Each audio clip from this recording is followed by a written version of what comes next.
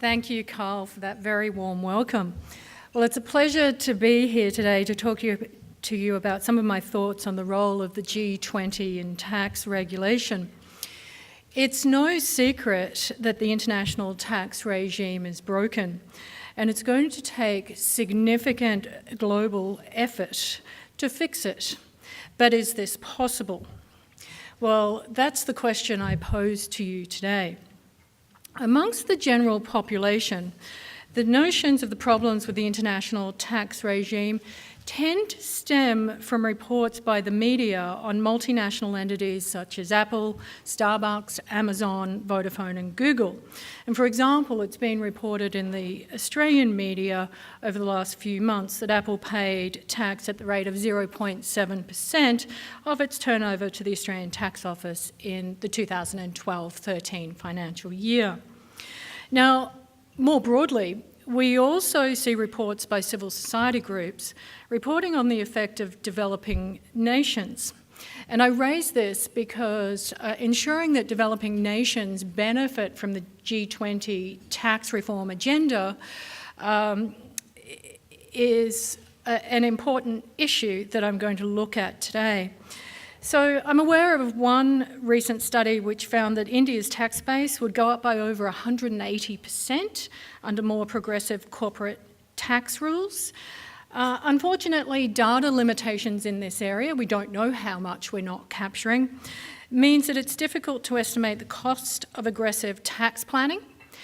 But if you do want some dollar figures, to give you some idea of the magnitude of the problem, a Christian Aid report in 2008 estimated that if transfer pricing and the falsifying of invoices were addressed, developing nations would actually raise $160 billion per year in additional revenue.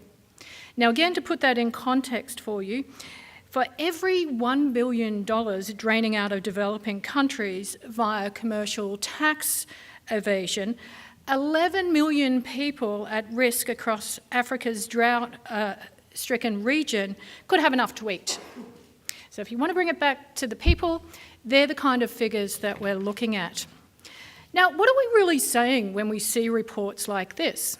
Well, what we're saying is that there are problems of fairness in our tax system. And at a very fundamental level, it's this fairness issue that we're trying to address. Fairness because there are some multinational entities simply not paying their fair share of tax, and fairness because some nations are not receiving their fair share of tax. Now, the root cause of this problem is that the current tax regimes have failed to keep pace with an increasingly global economy. And the result is that multinational entities are able to take advantage of these outdated international tax laws to minimise their tax liability, or what we see recently in the media and from the OECD, partake in what we call BEPS, or base erosion and profit shifting.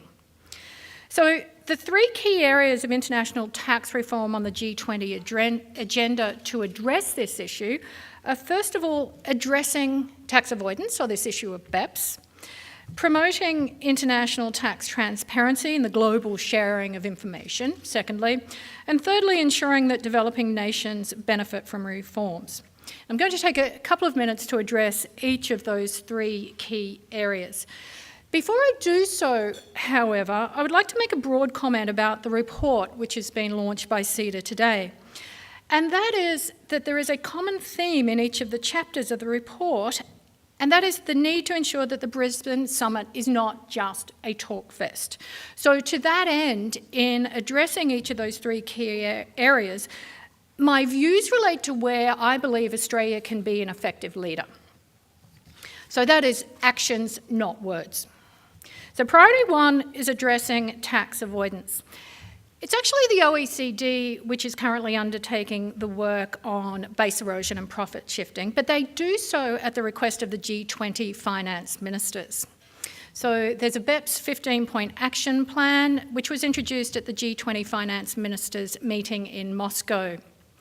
Now, we need to keep in mind that this is a process of reform rather than a wholesale or one-off remodelling of the current system, and it's critical that we do remember that. So the ultimate aim of that project is to introduce measures to ensure profits are taxed in the location where the economic activity takes place. Getting back to that idea of fairness, what do we think is fair? BEPS is a multifaceted problem. There are no clear or apparent solutions. And what that means is that any measurable outcomes require a significant degree of cooperation and consensus from all nations. And that's where the potential difficulty lies, not just at G20 level, but across the globe.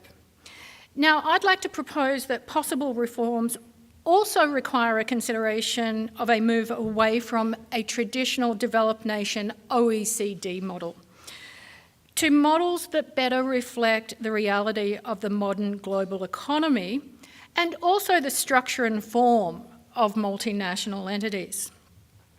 Fortunately for us in Australia, Australia's role in this particular project goes beyond the G20 presidency. Our OECD membership results in representation on all of the OECD working groups and committees involved in the G20 BEPS OECD project.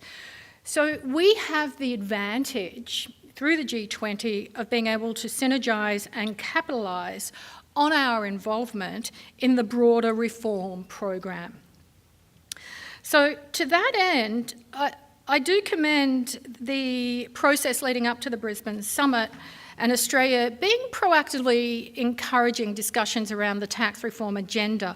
And we saw that with the Tokyo Tax Symposium in May.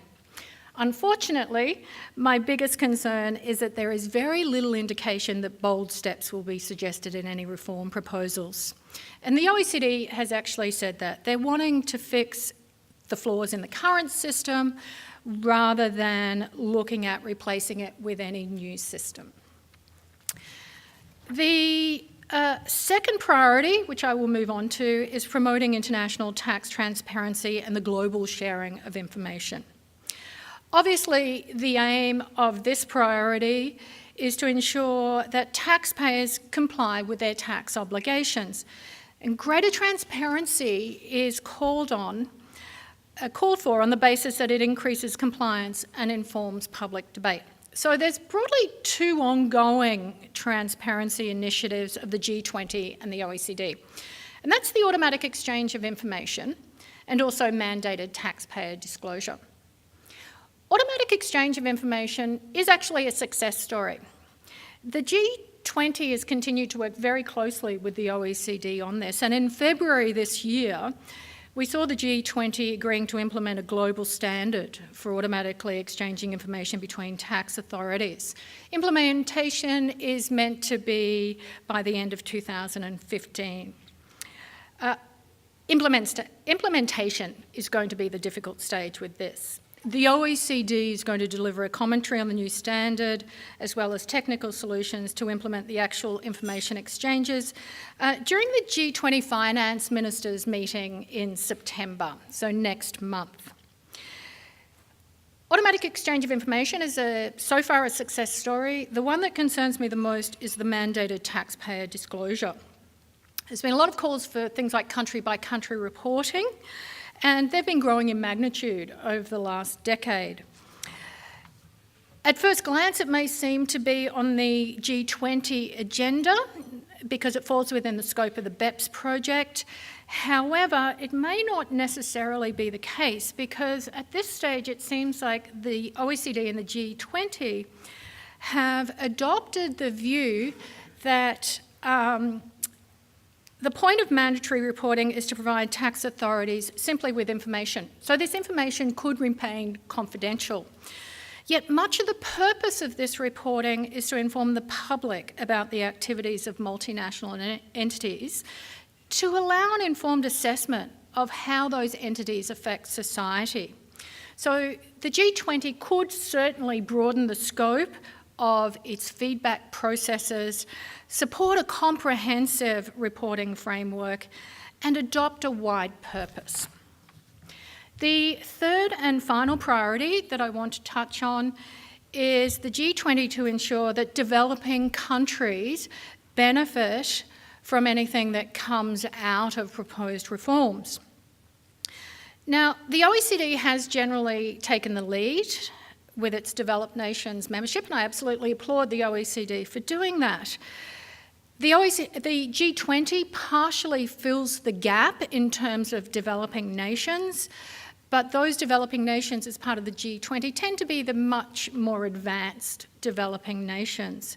So my concern is that all developing nations and emerging economies do actually benefit from any of these tax reforms. So these developing nations actually need to be part of the process. We saw, and my concern stems from things like the symposium in Japan, where there are actually very few delegates from these emerging economies, and the numbers were clearly swayed towards major accounting firms as sponsors of that particular symposium.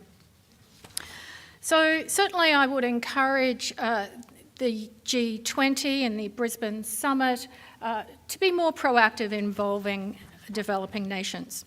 So to conclude, the key message is that the G20 has made progress in relation to tax reform, but it requires international consensus and multilateral adoption, which is delicate to facilitate.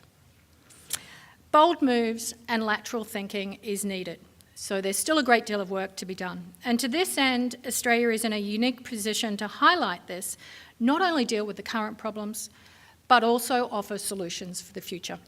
Thank you.